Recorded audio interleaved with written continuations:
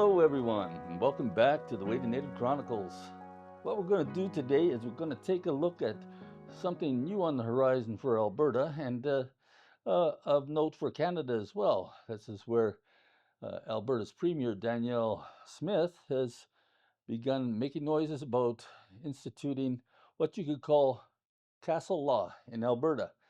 And I think a lot of you have heard about that and are familiar with the term. Castle law is basically a doctrine that's most known in the States, but actually does exist in Canadian law, going back to British law, where it's basically a man's home or woman's home is their castle. So I've prepared a few notes on this just to organize my thoughts, but I think I'm going to try to kind of stray away from them a little bit, and we'll just kind of see how this goes. I just happened to meet uh, an Indigenous woman. This is Gladys. Well, we've known each other for, oh, that's right, we've been married for 50 years. So I'd like to bring her into this too, get her thoughts on it, because really protection of yourself and your home and your children is something that's not just a male thing, it's everyone's issue. And a lot of people have something to say about it. It's a very contentious subject because potentially there are human lives involved, either the persons who are attackers or the people being attacked. And so before we get into Alberta's proposed castle law, I want to start with something a lot of ordinary Canadians are feeling right now. People across this country are they're watching news story after news story of completely average homeowners, people with no criminal record, no history of violence, being charged after defending themselves or their families during a break-in. And then after that, they're financially ruined. Tens of thousands of dollars spent on lawyers, months, even years, fighting the very crown that's supposed to be protecting them. Meanwhile, we keep seeing actual violent offenders, repeat criminals, people caught with illegal guns, receiving what looks like little more than a slap on the wrist. Bail, probation, reduced charges, early release, and the cycle continues. So people look at this and they ask a very fair question. Why are law-abiding citizens defending their homes treated more harshly than criminals breaking into them? Sitting here is my wife, of course, Nikeeya. She's lived herself through real violence, not theories, not statistics. I think a lot of the lawmakers making these laws, and unfortunately, the lawyers and judges sitting on the benches, they've lived in very kind of cloistered environments. They're quite often the children of very well-off people. Uh, so they've lived in very nice neighborhoods, gone to nice schools, uh, lived always close by, often in the city. So, the police are fairly nearby if something happens. And they have a very different view on the dangers out there and the things to be concerned about versus, let's say, Nikeeya here, who's lived on, you were brought up on a reserve in northern Alberta. Yeah. So the uh, the situation can be quite different, and it's also quite different for people living on farms in rural areas where, if you have a problem with somebody breaking into your house or threatening your family, it's not like 10 minutes. It's just already way too long in the city to do anything good. But you might be looking at hours before the RCMP arrive to intervene in what's going on. So one good thing about Danielle's proposal is that she is giving guidance to the prosecutors in the province. She can't change federal law, but she can give guidance. And she's saying to them, take into consideration where these people live, where these incidents occur, if someone's defending their home or their family. Because if you're way out in Timbuktu there and the police aren't going to be there to help you, you're really left to your own devices, and it's a much more serious situation. I don't know if you want to add anything to that, like if you like, to recall any instances where there's real danger. on the reserve or other places you lived? Well, I grew up pretty much um, protection area, like, family. There was not much violence were involved when I was a child, but uh, I think violence started through the early mid 70s and to early 80s when the um, people start drinking, they're starting buying booze. I think that causes um, a lot of violence in the family and stuff like that. Mm-hmm. And I lost a brother very tragically. He was the youngest of all the 11 kids we were. He was the first one in our family too, because intruder went into his house while he was sleeping and attacked him and Yes. stab him and Yeah, while he was still in bed, yes, eh? and it was really hard on the family then. It was, and of course he was minor, so he didn't get much sentence with Yeah, the attacker. through the yes, and I think he that's was like one. 14 years old, eh? Yeah, he was pretty young, so incidents like that, a person should protect themselves, like, and there was one happened. I was quite young. I remember that was the first very violent murder. It was only like maybe one fourth door, four houses from our place. In those days, people had, it's like acreages where people live. We had log homes, log cabins, and stuff. So that was years ago. I was quite young. Hmm. Yeah, so there's, and like in the case of your youngest brother there, he was attacked while he was asleep, but Yeah, I mean, the point is still there that, so people can break into your home and uh, murders can result, eh? yeah, It's that's true. Yeah, so you have to, and there may be no rhyme or reason. It seems to always be, as people think it's all just for stealing stuff. But when somebody comes through your door, you have no idea what their intentions are. So yeah, it might be property, but it might be a sadistic individual. And I think in this video, just as a heads up, as I read stuff, I'm going to have to use little uh, kind of YouTube safe terms like SA for, and unaliving and things like that, because you got to be really careful about how you talk about these things on YouTube. Did I say Facebook before? I meant YouTube. So it's a tricky subject to discuss, but I mean it really has to be kind of considered in full light and without pulling any punches, so to speak. Um, so to get back to the meat of the matter here, just cover it in sort of an organized fashion. It's in this climate of uncertainty about what to do when protecting your home and how things are going to turn out for homeowners, regular citizens.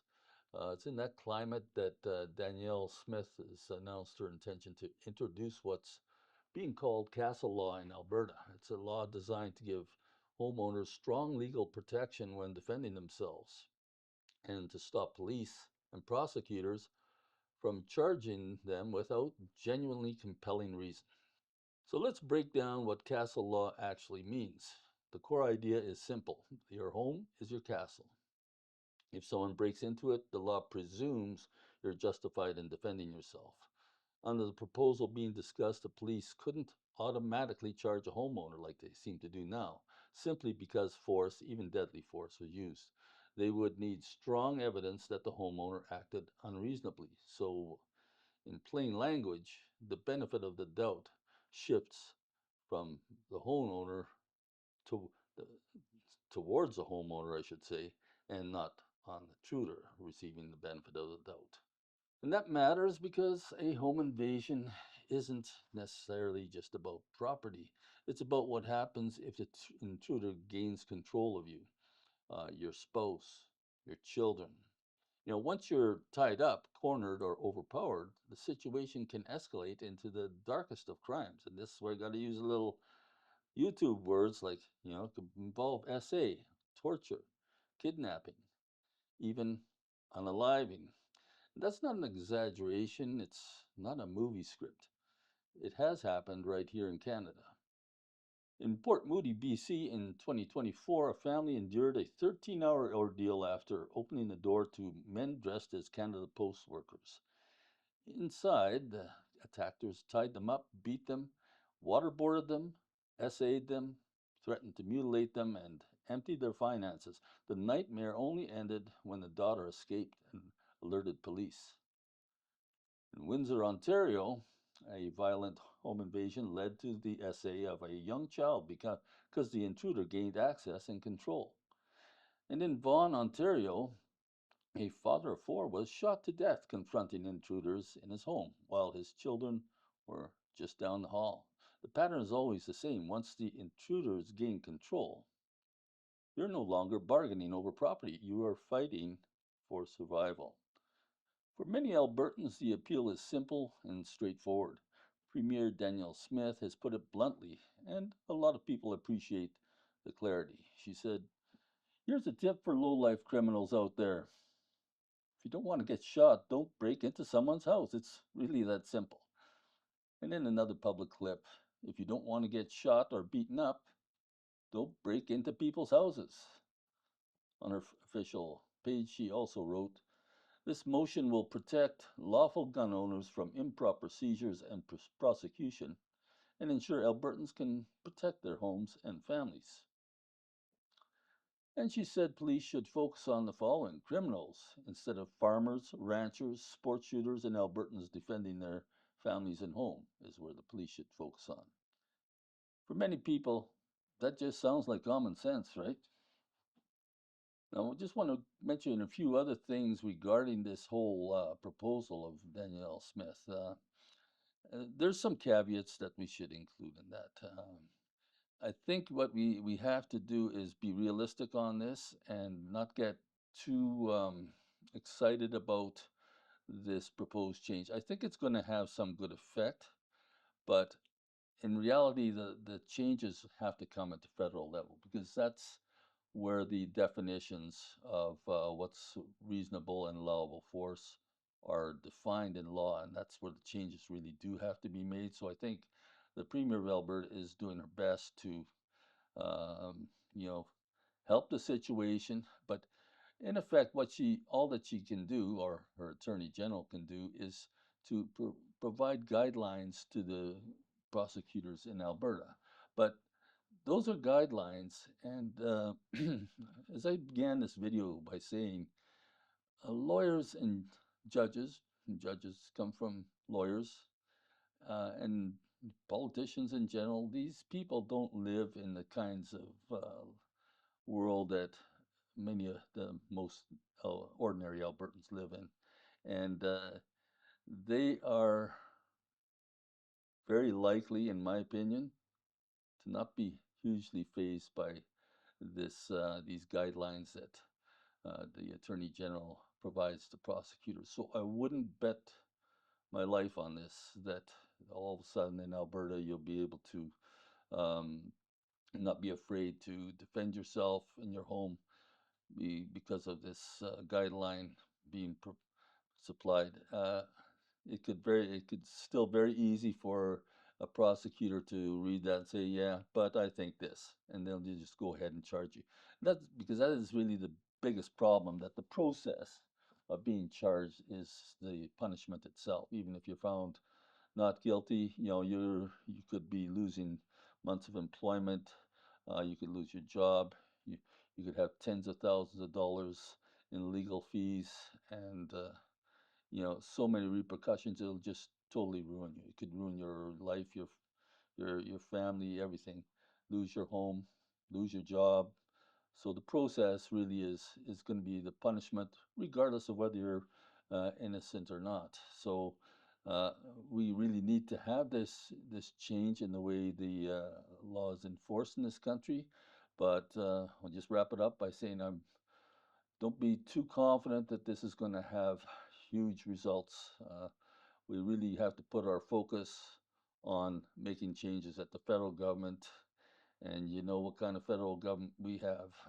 They're the ones that are just releasing people caught with handguns on the streets and give them a little slap on the wrist, and they're out on the streets again. So they're very light-handed with the criminals. But boy, we got to get all those scary guns out of the hands of law-abiding Canadian firearms owners, right? So, I mean, it's kind of a ridiculous situation. I'll also add the fact that in Daniel Smith's guidelines she's providing to the prosecutors, she is also including saying that they should consider the presence of elderly people and small children when a break-in occurs too, because as someone who's faced with an intruder breaking in, if you have small children or people that are totally unable to defend themselves, that uh, really has to be a factor too. So your tolerance for risk is basically way lower. So if there's a chance that the person can overpower you or something like that, even if they don't have a weapon, it's still a high risk situation, and that's something that people brought up in posh communities. They just can't get their heads around that. Nah, that just doesn't happen, right? So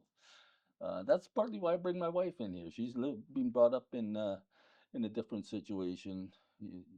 It's kind of uh, I wasn't brought up in a real rich place, but not in a terribly dangerous place. I think there's, as people well know, on reserves and in rural areas too, the dangers are slightly different. Yeah, I think so. Much, uh, well, it's hard to say, like, Yeah. yeah, Everybody there's, knows each other, of yeah, course, in small communities yeah, themselves. they do. So, But if things do go sideways, yeah. Actually, on your reserve, it's not so bad in the sense that the RCMP are right on reserves. yeah, they So are you're actually quite, uh, they're pretty quick to respond, unless they're looking at somebody else. they are now, which is, they, before we never had any RCMP Hmm. when I was Yeah, yeah. It's quite young, different but that they didn't now they, reside there. yeah, now they have jail there, and they have a courthouse, Yeah, right and there. so they live right on the A reserve, little so tank to which is put people in. quite much quicker Yeah, to calls and that's true. yeah. Yeah. So, you in a way you're kind of better off than let's say some guy living on a farm miles and miles away from the nearest town with a Yeah, small little RCMP detachment there, which, where yeah, it, because they will come, so yeah, take longer for them to get to their hmm where they're being called. So yeah, even if they hop in the car right away and start there's, driving there, it's yeah, going to take a certain amount of time. that's for sure. Yeah, Yeah. So those people are really on their own. And if those people, if that happens to somebody who has small children also in the home and things like that, boy, it we shouldn't be too quick to assume we know can appreciate their situation, and especially I think Danielle Smith is right on advising prosecutors to take that into consideration. We have to shift the the things towards the homeowner, and this, because another thing that's coming up in all this is us regular people, we're not trained in law enforcement. A person who's a police officer, they have training. They also kind of work underneath somebody else to get started, and they get a really developed and tuned sense of when it's appropriate to use force, what kind of force, when to draw a gun and fire a shot, especially. Uh, these are really, really big decisions to make and often have to be made on a split second. So, homeowners, that people defending their family, they don't have any training. So we have to keep that in mind as well, right? You're going to make, if you fail to take the right action, that split second of hesitation might mean the difference between you or your family members' lives, or staying alive or not. Mhm. Or, on the other hand, you basically losing everything you own. So, like, the problem with this whole situation is you didn't choose this situation to put you, it's the intruder that made the choice. And that's what the law has to recognize. We didn't want to be in that situation defending ourselves. We really would rather not have to do that. But the intruder chose it. And that's where the onus of guilt should lie. And the homeowner is just doing the best they can with probably zero training. And once you, let's say, take a gun out to defend yourself, and I can maybe speak a little bit to that because I have an authorization to carry, and I've had some training in rapid response with a handgun for dangerous animals.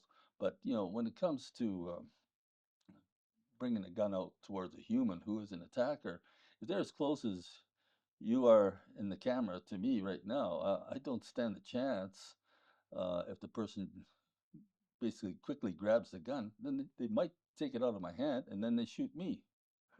So once a gun has entered the picture, boy oh boy, you better be prepared to pull the trigger on that gun.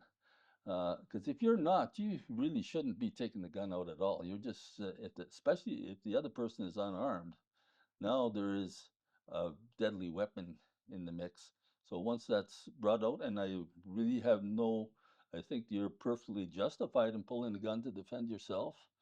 But you have to keep in mind that if you do that, you better be really serious about it. And that's where this whole cloudiness of the law kind of screws things up, because you have to be a person with determined intent, and you know exactly what you're going to do and have no hesitation in doing it when it comes to these split second situations. So if you're kind of got in the back of your mind, well, no, what if they arrest me and they don't, it doesn't look good, and stuff like that.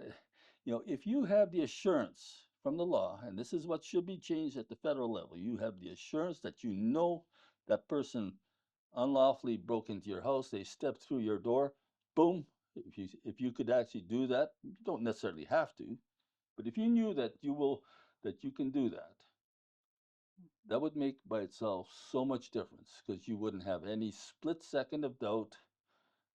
And not just you, but also the intruder wouldn't have any split second of doubt. He will know that if he steps through that door of yours unallowed, that is very likely what's going to happen. So that changes the whole situation.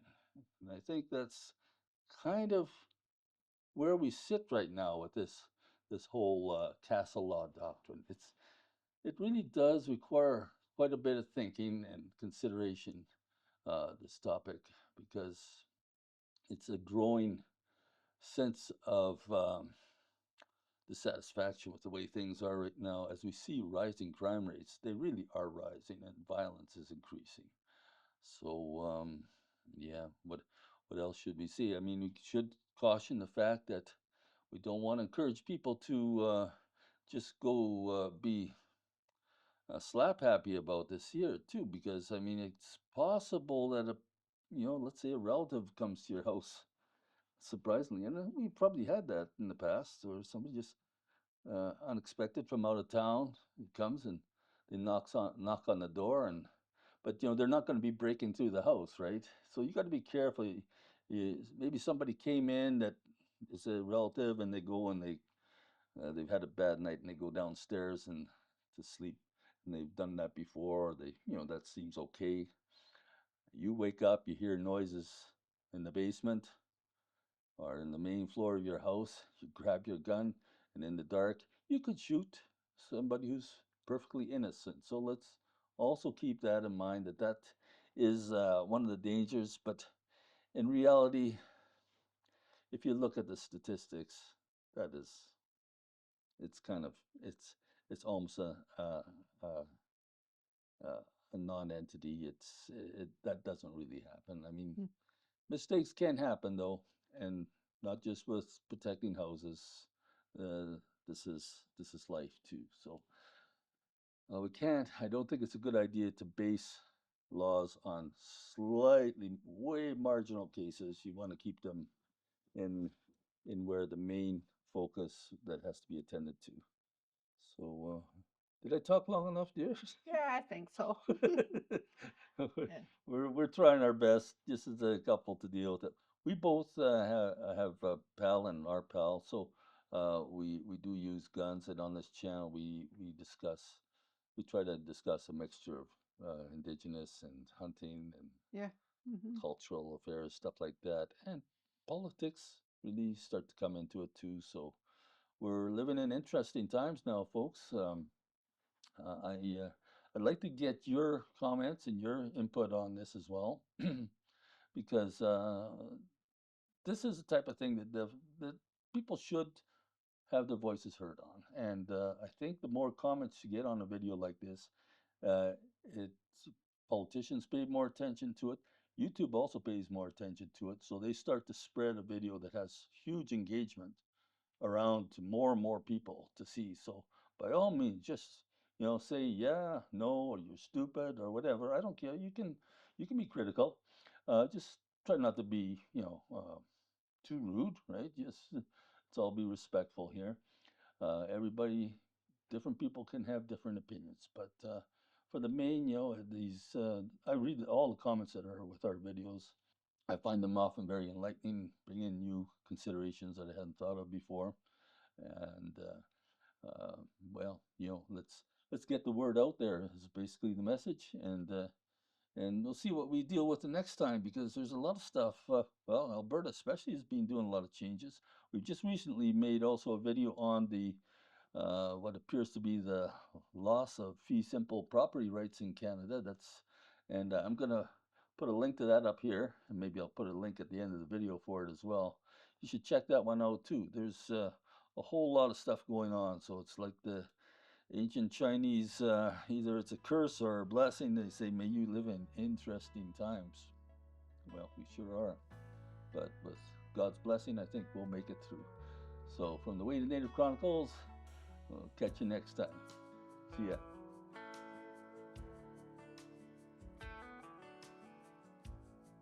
Did you like this video?